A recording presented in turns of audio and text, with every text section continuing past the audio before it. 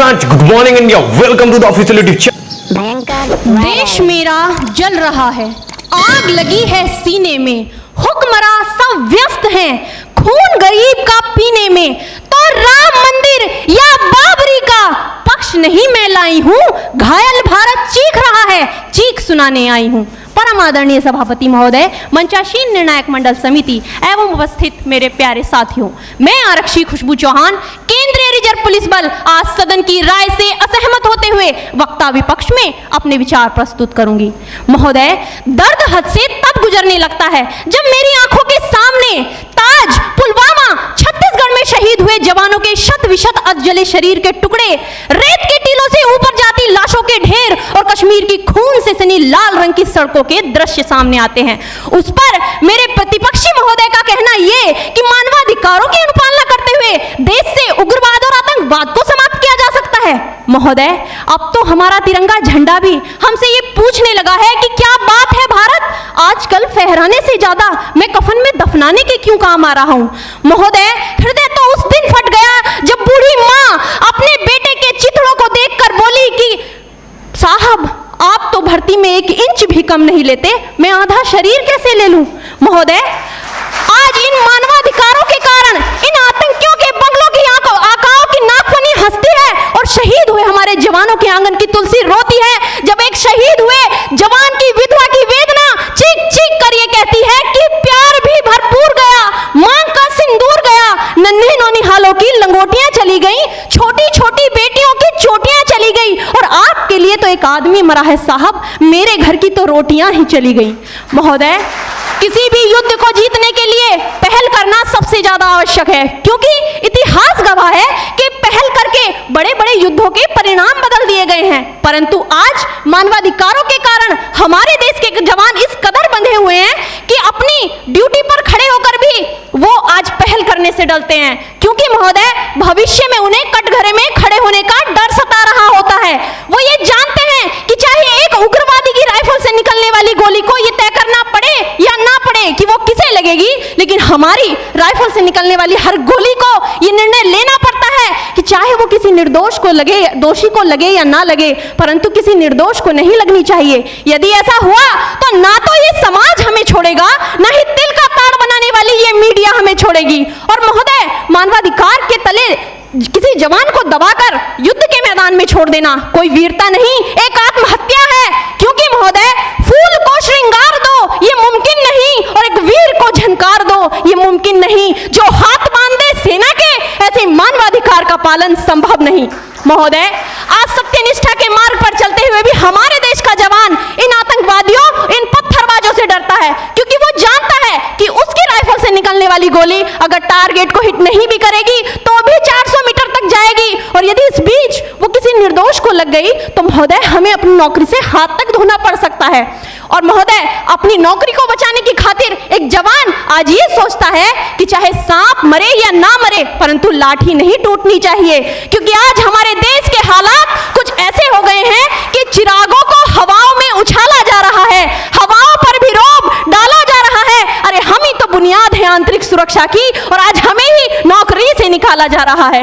महोदय, जब पुलवामा में 44 जवान शहीद हुए, छत्तीसगढ़ में 76 जवान शहीद हुए, तो कोई भी मानवाधिकार की दुहाई देने वाला हमारे पक्ष में आकर खड़ा नहीं हुआ।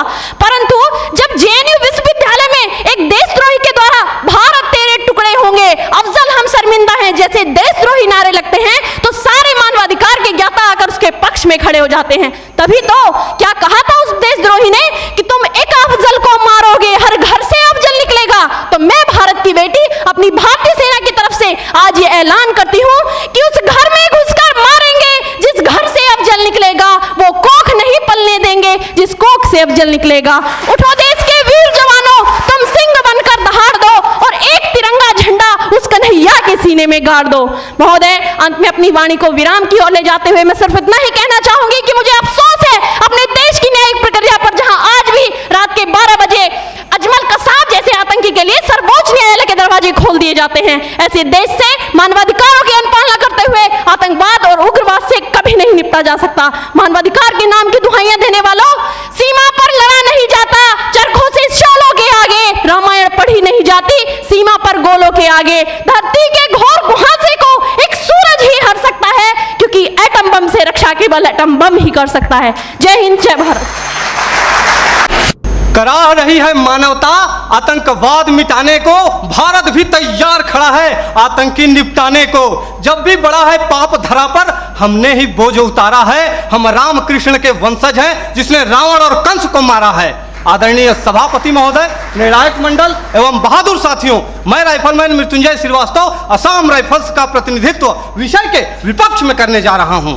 मानव अधिकार महोदय, इस शब्द को सुनकर मेरे मन के दो बिंदुओं के मध्य एक दृढ़ विरोधाभास उत्पन्न होता है, क्योंकि या तो इस शब्द की महत्ता और प्रासंगिकता का कोई अर्थ नहीं, और यदि अर्थ है तो हम सुरक्षा बल मानव नहीं, अर्थात जिस मानव अधिकारों की वेदी पर आश्रित होकर पत्थरबाज, नक्सलवाद, उग्रवाद और आतंकवाद के मरण व हरण पर यह मानव अधिकार के ठेकेदार भेड़िया विलाप करते हैं, वे अयोध्या, अक्षरधाम, संसद भवन, ताज, कठुआ, गया और पुलवामा जैसे विध्वंसकारी कांडों पर मौन क्यों हो जाते हैं? महोदय, प्रशिक्षण काल से ही हमें एक गोली एक दुश्मन, जिसकी पहल उसकी जीत जैसे प्रेरणादायक पंक्ति स्वरूप गुरु मंत्र दिए जाते हैं, परंतु वास्तविकता तो यह है कि मानव अधिकारों के अनुपालन की जंजीरों में जकड़े हम सुरक्षा बल एक आईडी कई जवान दुश्मन की पहल, सैनिक की शहादत जैसे ज्वलंत उदाहरणों का निर्मम साक्षात्कार करते हैं। महोदय, जहां कानून व्यवस्था चरमरा जाती है, आतंकी हुकूमत चलती है, मानवता का अस्तित्व खतरे में पड़ जाता है, वहां पुनः शांति स्थापित करने के लिए सशस्त्र सुरक्षा बलों की तैनाती की जाती है। ऐसी कठिन परिस्थिति में मानव अधिकारों का अनुपालन करते हुए आतंकवाद एवं उग्रवाद के विरुद्ध लड़ना, वो भी प्रभावी तरीके से, कतई संभव नहीं है। एक सैनिक होने के नाते मैं यही कहूंगा कि शस्त्र मिले हैं, कर्म करो, सर्वनाश करो गद्दारों का। आज मानवता है खतरे में, तो क्या करोगे मानव अधिकारों का? महोदय, मानव अधिकारों के अनुपालन का ही नतीजा है कि पश्चिम बंगाल के एक छोटे से गांव नक्सलवाड़ी से शुरू हुआ नक्सलवाद हमारे देश के 240 जिलों में फैल चुका था, लेकिन जब सुरक्षा बलों ने उनके खिलाफ कठोर और दंडात्मक कार्रवाई की तो यह सिर्फ 90 जिलों में सीमित कर रहा गया है। महोदय, सुरक्षा बलों को मानव अधिकारों का पाठ पढ़ाने वाले मैं अपने विपक्षी साथियों से पूछना चाहता हूं कि कश्मीर में जो कारगिल युद्ध के बाद पाकिस्तान के लवारिस सैनिकों के शवों को उनके धर्म के अनुसार दफनाया, वो है हमारे सुरक्षा बल, जिन्होंने इसी वर्ष 11 जुलाई को पाक अधिकृत कश्मीर से बहकर आए मासूम बच्चे के शव को प्रोटोकॉल तोड़कर पाकिस्तानी सेना को लौटाया, वो है हमारे सुरक्षा बल, जो कश्मीर के स्कूली बच्चों को दुश्मन की गोलियों से बचाने के लिए बुलेट प्रूफ जैकेट बन जाते हैं और अपने परिवार, अपने समाज, अपने देश के प्रति समर्पण का भार लिए हुए भी जो इस देश में शांति और अमन कायम करते हैं, वो है भारतीय सुरक्षा बल। मेरे साथियों, हम सैनिक भी इंसान हैं, हम भी मानव अधिकारों का सम्मान करते हैं, लेकिन राष्ट्र की सुरक्षा के साथ समझौता नहीं कर सकते। महोदय, केंद्रीय गृह मंत्रालय द्वारा संसद में पेश आंकड़ों के मुताबिक वर्ष 2014 में जहां 222 आतंकी हमले हुए, वहीं 2018 में इनकी तादाद बढ़कर 614 हो गई। 2014 में 47 सुरक्षा बलों के जवानों की शहादत हुई तो 2017 में 80 और 2018 में 91 जवान शहीद हुए। हमारे देश में 1993 से लेकर अब तक लगभग 8,390 आतंकवादी और उग्रवादी हमले हो चुके हैं। महोदय, पूरा देश जानता है कि ईद की छुट्टी के लिए जा रहे सेना के जवान औरंगजेब को आतंकियों ने अपहरण कर निर्दयतापूर्वक हत्या कर दी, तब तो किसी ने भी औरंगजेब के मानव अधिकारों के लिए आवाज नहीं उठाई।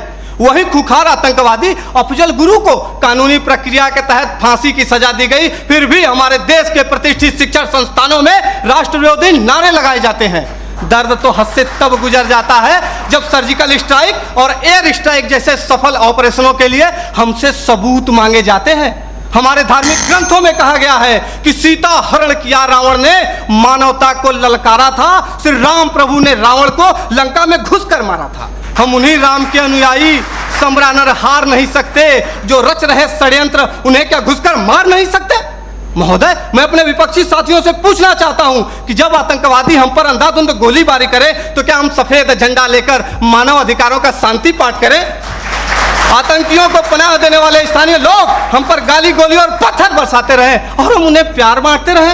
नहीं महोदय, नहीं। प्यार और सम्मान तो वहां बांटना चाहिए जहां से वापसी की उम्मीद हो। महोदय, मैं यह नहीं कहता कि मानव अधिकारों का अनुपालन नहीं करना चाहिए, लेकिन वे लोग जो मानव अधिकारों का दुरुपयोग करके सुरक्षा बलों को प्रभावहीन करने की कोशिश करते हैं, उन्हें कठोर से कठोर दंड देकर उनके साथियों को यह संदेश देना होगा, ताकि भविष्य में कोई भी इंसान आतंकवादी, उग्रवादी और नक्सलवादी बनने की हिम्मत ना करे। धन्यवाद। जय हिंद।